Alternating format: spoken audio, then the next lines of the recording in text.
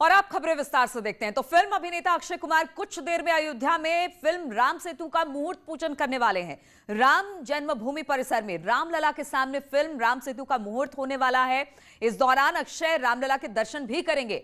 सरयू घाट पर राम की पैड़ी पर भी जाएंगे।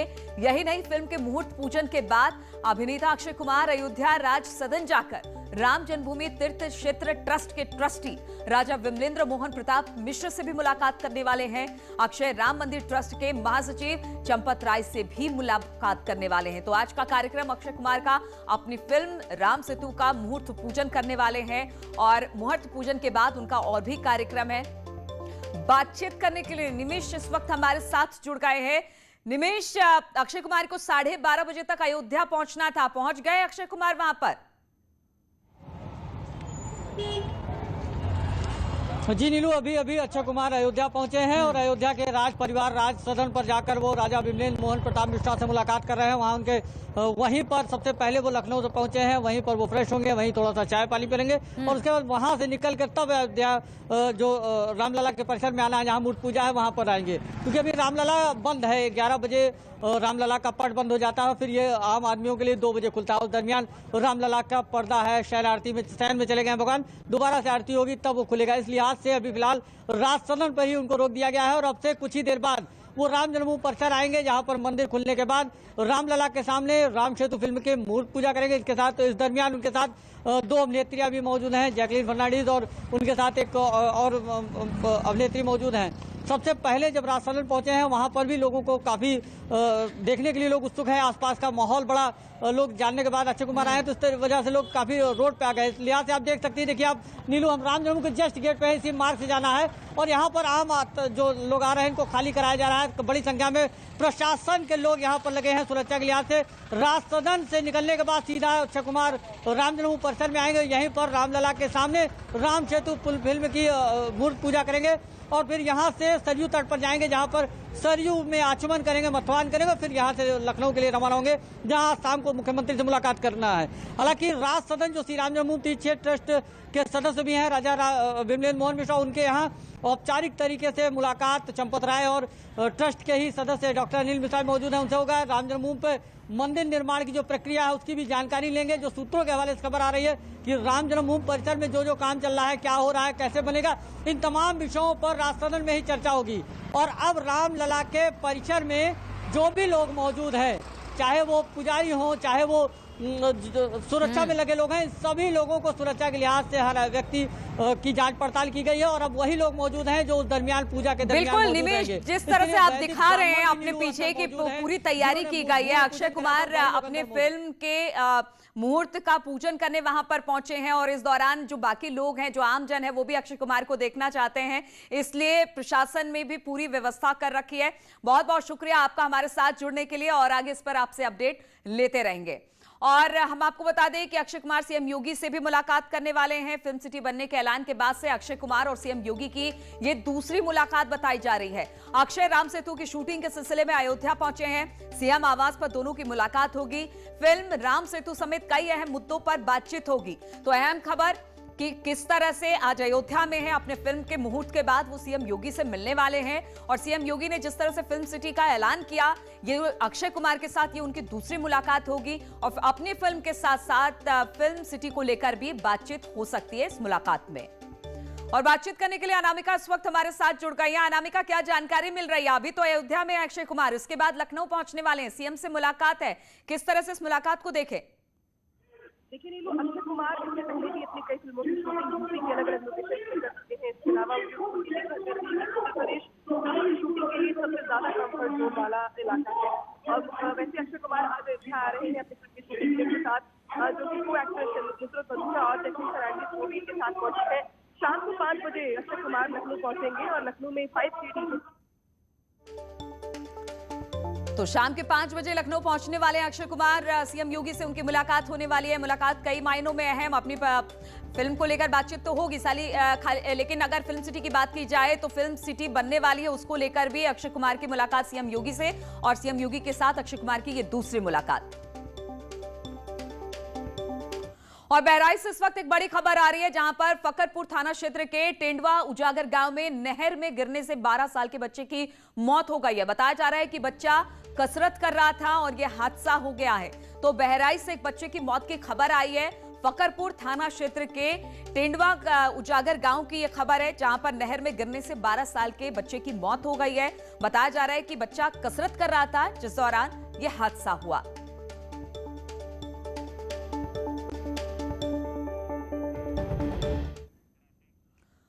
और बाराबंकी के थाना जैतपुर इलाके के एक गांव में एक लड़की को अगवा कर गैंगरेप की घटना सामने आई है। लड़की का आरोप है कि स्कूल जाते समय अगवा कर 4 लड़कों ने गैंगरेप की वारदात को अंजाम दिया।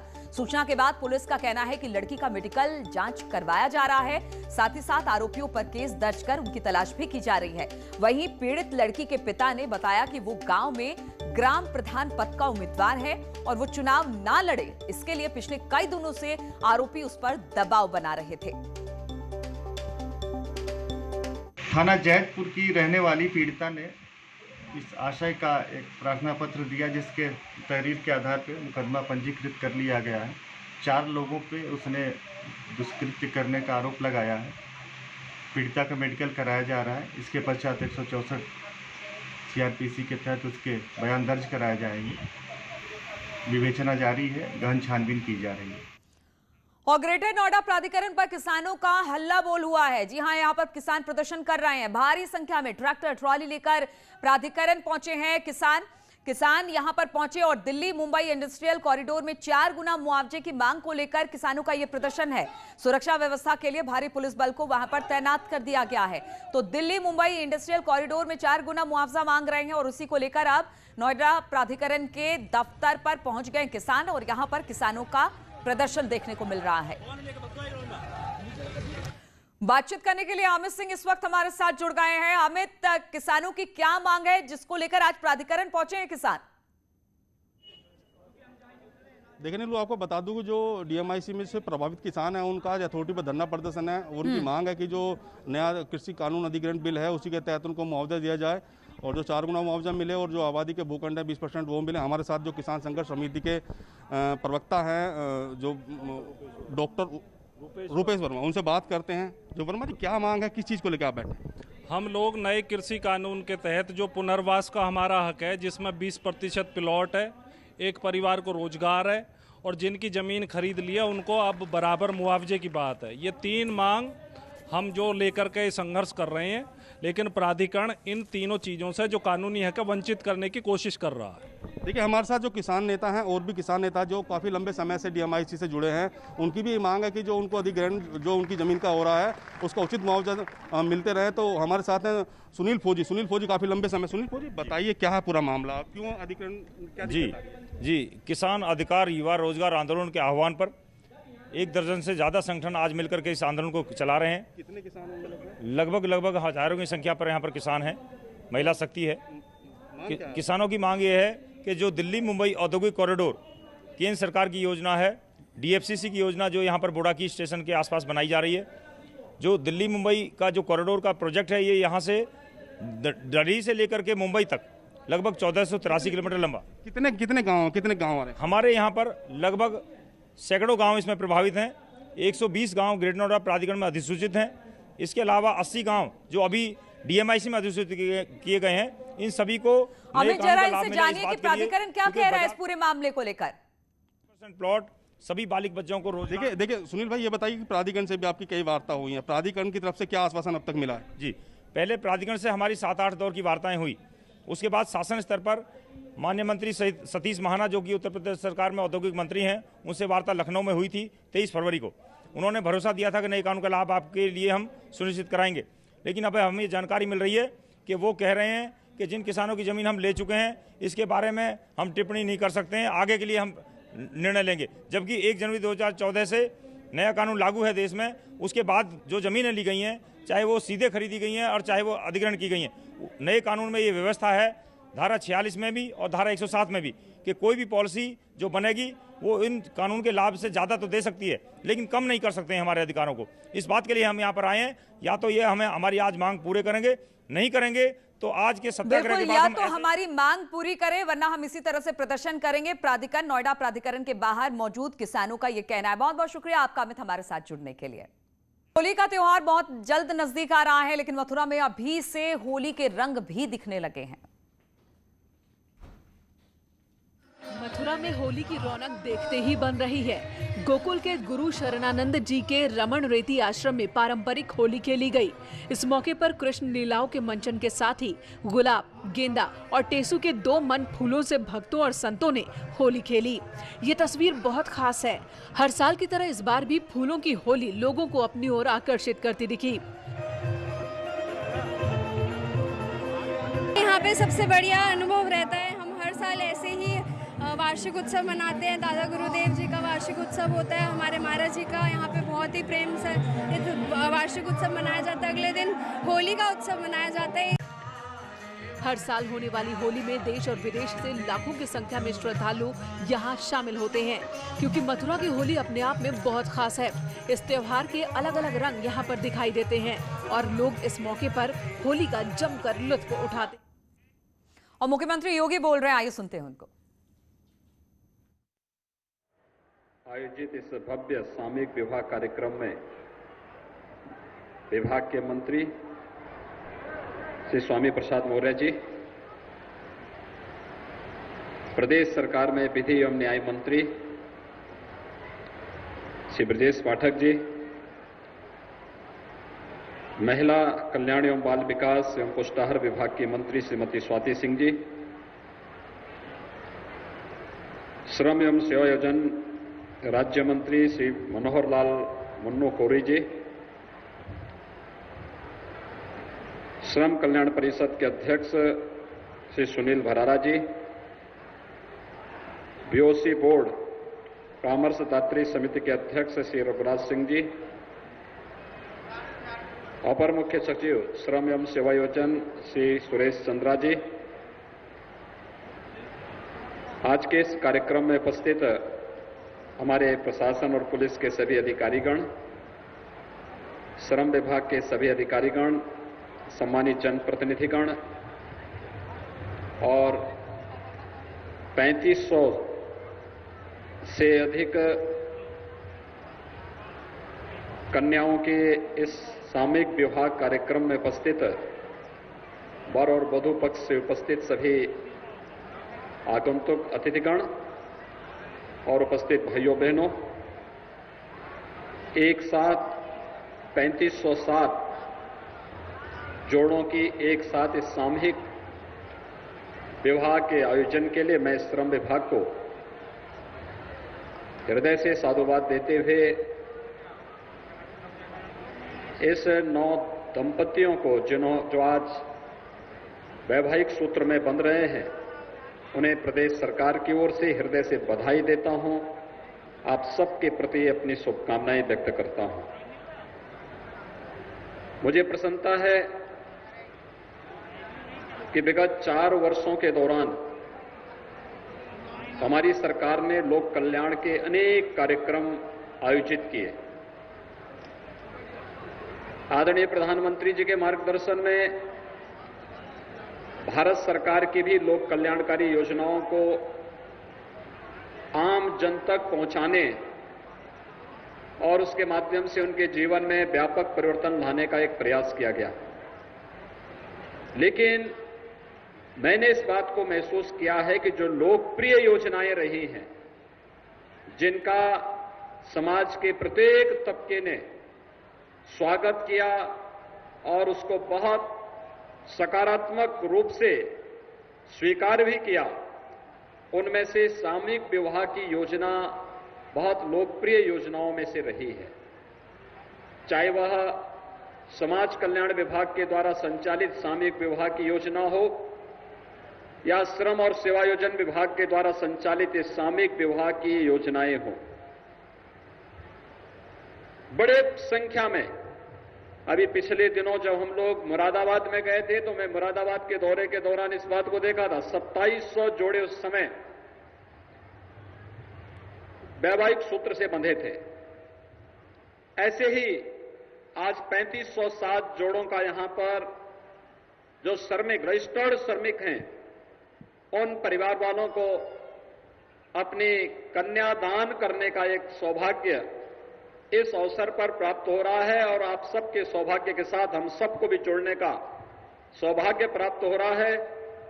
ये कन्यादान भारत की परंपरा में बहुत पवित्र दान माना गया है, कई यज्ञों से ज्यादा फलदायी माना गया है और इस आपके इस कार्य के प्रति जो फल आपको प्राप्त होने जा रहा है, इसके साथ हमें भी सौभाग्य मिला है कि हम भी इसके साथ सहभागी बन पाएंगे।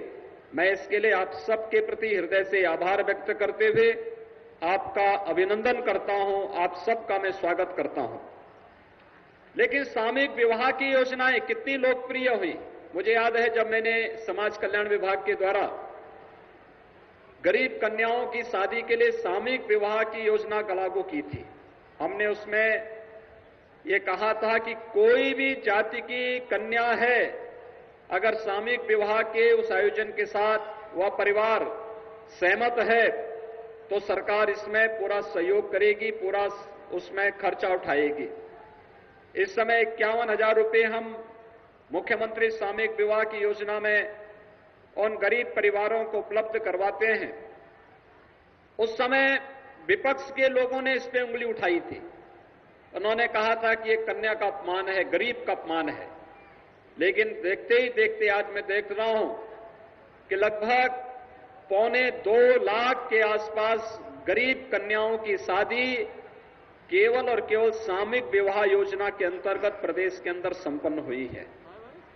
और ऐसे ही श्रम विभाग के द्वारा जो आयोजन सामूहिक विवाह के आयोजित किए जा रहे हैं, इसमें भी काफी बड़ी संख्या में ये आयोजन प्रदेश के अंदर अलग अलग स्थानों पर, कभी मिर्जापुर में, कभी आगरा में, कभी अलीगढ़ में, कभी मुरादाबाद में, कभी गोरखपुर में और आज प्रदेश की राजधानी लखनऊ में 3507 जोड़े वैवाहिक सूत्र के साथ बंध करके अपने एक नए जीवन की शुरुआत कर रहे हैं।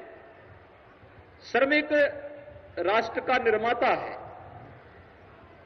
और इसलिए उसके सुख दुख में सहभागी बनना यह किसी भी लोक कल्याणकारी सरकार का पहला कर्तव्य बनता है।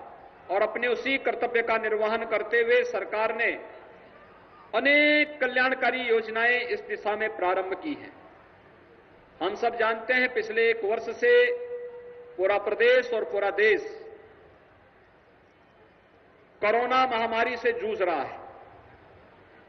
मेरी आप सबसे अपील होगी, यहां पर आप एक पवित्र मांगलिक कार्यक्रम के साथ जुड़े हैं, लेकिन हमें कोरोना से अभी पूरी तरह ऐसे उन्मुक्त वातावरण में नहीं घूमना है कि हम लापरवाह हो जाएं।